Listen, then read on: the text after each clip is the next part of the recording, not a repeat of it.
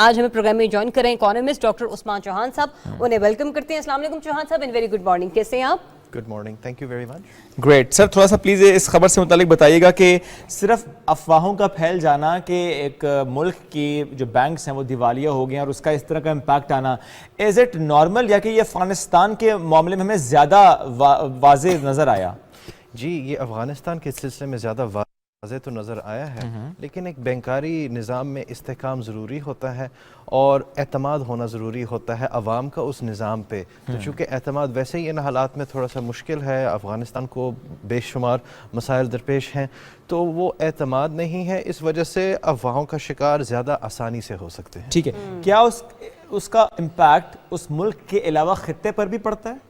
جی بے شک پڑتا ہے, کیونکہ کرنسی کی ویلیو جو ہوتی ہے وہ ہر چیز, ہر شعبے میں, ہر ایریا میں اثر انداز ہوتی ہے, اور اس کی وجہ سے چونکہ افغانی گرتا جا رہا ہے, 5% گرا ہے صرف افواہوں پہ, تو پھر لوگوں کی جو ہے ویسے بھی افراط زر کا شکار ہر جگہ ہو رہے ہیں آج کل, خاص طور پہ اس ٹائپ کے مسائل جو ہے وہ زیادہ ایکیوٹ, زیادہ مشکل ہو جاتے ہیں. اچھا شوہان صاحب, یہ بھی بتائیے گا افغان کرنسی کا اس وقت گرنا افغانیوں کے لیے کس حد تک جو ہے وہ نقصان دہ ثابت ہو سکتا ہے, اور کون سے ایسے ممالک ہیں جو سے ذرا زیادہ فائدہ اٹھا سکتے ہیں؟ مطلب یہ نہیں کہ ایک تو پہلے وہاں کی جو معاشی پالیسیاں ہیں وہ ناکامی کی صورتحال سے دوچار ہیں, اور ایسے میں اس قسم کی اگر خبریں سامنے آئیں گی تو زیادہ برے طریقے سے دیکھیں گے کہ معاشی بحالی کا شکار ہو سکتا ہے وہاں کا معاشرہ. جی, اس کا فائدہ تو خیر کوئی بھی نہیں ابھی اٹھا سکتا, بیکاز ان کی کرنسی جو ہے لیکوڈ نہیں ہے, یعنی کہ وہ اس طرح سے اس کا تبادلہ دوسری کرنسیز کا آسانی سے نہیں ہو رہا. کوئی افغانی کو اپنی جیب میں ڈالنا بھی نہیں چاہ رہا, وہ تو مجبوراً ڈال رہے ہیں کیونکہ ڈالرز کی جو وہاں جتنی بھی اماؤنٹ تھی وہ کم ہوتی جا رہی ہے دن بدن, اور جو ان کے افغانی ایسٹس باہر ہیں سینٹرل بینکس میں فورن, خاص طور پہ امریکہ کی ٹریجری کے نیچے, وہ ان کے ہاتھوں میں نہیں ہیں. تو افغانستان کی کرنسی کی اصل ویلیو کیا ہے؟ چونکہ ایک لیکوڈ کرنسی نہیں ہے, ٹریڈ نہیں کیا جا رہا اس میں, تو ہمیں ویسے بھی نہیں پتہ کہ کیا یہ 100 کے برابر ہے یا 200 یا 400, کیا کہا نہیں جا سکتا. ٹھیک سر, چونکہ اس سے پہلے آپ نے کہا کہ اس کا امپیکٹ خطے پر بھی پڑتا ہے, تو پاکستان پر اس کا اس وقت کیا امپیکٹ ہمیں نظر آ رہا ہے, یا کہ آئندہ آنے والے دنوں میں ہمیں اس کا امپیکٹ نظر آئے گا؟ ایک لحاظ سے میں سوچتا ہوں کہ یہ ایک اپرچونٹی بھی ہے پاکستان کے لیے. اس کی وجہ یہ ہے کہ اب پچھلے 40 سال میں کافی ساری تجارت جو ہے وہ پاکستان روپی میں ہی ڈیفیکٹو کی گئی ہے, کیونکہ ان کا اپنا اعتماد اپنی کرنسی پہ پچھلے 40 سال سے رہا نہیں ہے. اپرچونٹی اس لحاظ سے ہے کہ اگر حالات تھوڑے سے بہتر ہو جائیں اور وہاں پہ تھوڑا سا استحکام آ جائے, اگر عمومی جائزہ لیا جائے, تو اس سے پھر پاکستان ویسے بھی ایک نیچرل سبسٹیٹیوٹ ہے ان کے لیے کرنسی پہ.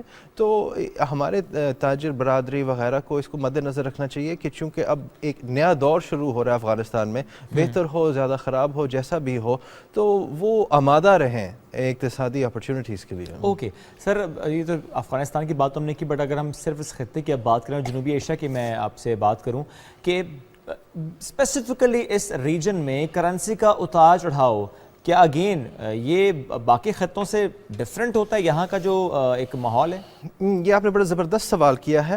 در حقیقت ایمرجنگ مارکیٹس یا تہائی دنیا کے ممالک جو ہیں ان میں یہ زیادہ افراط و تفریط نظر آتی ہے ان کی رقم میں, ان کی کرنسیز میں. اس کی وجہ یہ ہے کہ ریزرو کرنسیز جو ہیں دنیا کی, ان کی ڈیمانڈ نیچرلی زیادہ ہوتی ہے, جس طرح چائنیز یوان, جاپانیز ین, ڈالر کی. ہماری جو ڈیمانڈ ہوتی ہے کرنسی وہ اکثر جو ہوتی ہے US ڈالر کنورژن تک ہی رہتی ہے محدود, ایمرجنگ مارکیٹس کی. تو ہم ایمرجنگ مارکیٹس تہائی دنیا کے ممالک جو ہیں ویسے اس کا شکار رہتے ہیں زیادہ افراط و تفریط کے, اور اس وجہ سے اعتماد مسلسل نہیں رہتا کسی بھی سسٹم میں تہائی دنیا میں. یہ ایک اس قسم کا ایک کرس ہوتا ہے, ایک قسم کا بوجھ ہوتا ہے جو کہ ترقی پذیر ممالک پہ ہمیشہ عائد ہی رہتا ہے. ٹھیک تو سر اس میں یہ بھی بتائیے گا کہ پچھلے ماہرین کچھ یہ کہتے ہیں کہ پاکستان اگر چائنیز کرنسی میں اپنا زر مبادلہ کنورٹ کرنا شروع کر دے یا اس کے اندر اپنی ٹریڈ کرنا شروع کر دے تو پاکستان بہت بڑے پیمانے میں اس سے فائدہ اٹھا سکتا ہے. پاکستان اگر اس مطلب US ڈالر کے علاوہ بھی کسی اور کرنسی میں ٹریڈ کرتا ہے تو وہ پاکستان کے لیے دی بیسٹ کرنسی کون سی ہو سکتی ہے, اور وہاں پر ہم یہ دیکھیں گے پاکستان کہاں زیادہ ریونیو جنریٹ کر سکتا ہے دوسری مارکیٹ سے؟ جی بالکل آپ صحیح کہہ رہی ہیں. کسی بھی ریزرو بینک, ہماری جو اسٹیٹ بینک ہے, کسی بھی ریزرو بینک کو ایک ڈیورسٹی ہونی چاہیے. صرف کسی ایک کرنسی پہ اتنا جو ہے انحصار کرنا مناسب نہیں ہوتا, خاص طور پہ یونائٹڈ اسٹیٹس کی کرنسی, کیونکہ وہ اپنے ہی انٹرنل ڈائنامکس, اپنی ہی ایک اندرونی منطق پہ بھی مبنی ہے. تو امریکہ کے چونکہ اپنے حالات بدل رہے ہیں, تو آپ ان پہ انحصار کر کے ویسے ہی مار کھا جائیں گے.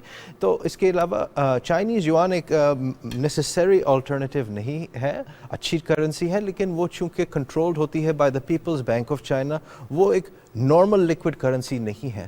تو آپ کو وہ ڈائنامکس بھی مد نظر رکھنے. لیکن اگر آپ ایک ترقی یافتہ ملک ہیں تو آپ کے پاس یوروز, ڈالرز ایٹسٹرا کر کے ایک پوری فہرست بنتی ہے, جس سے کہ آپ زیادہ مضبوط ہو جاتے ہیں اقتصادی طور پہ. ٹھیک سر, لاسٹلی مجھے یہ بتا دیں کہ کیا یہ کہنا درست ہوتا ہے کہ آج تک اس کا جواب ہی نہیں مل پایا کہ روپے کے مقابلے میں ڈالر تگڑا کیوں ہو جاتا ہے, اور کیا ایسا کیا جائے کہ روپیہ تگڑا ہو جائے؟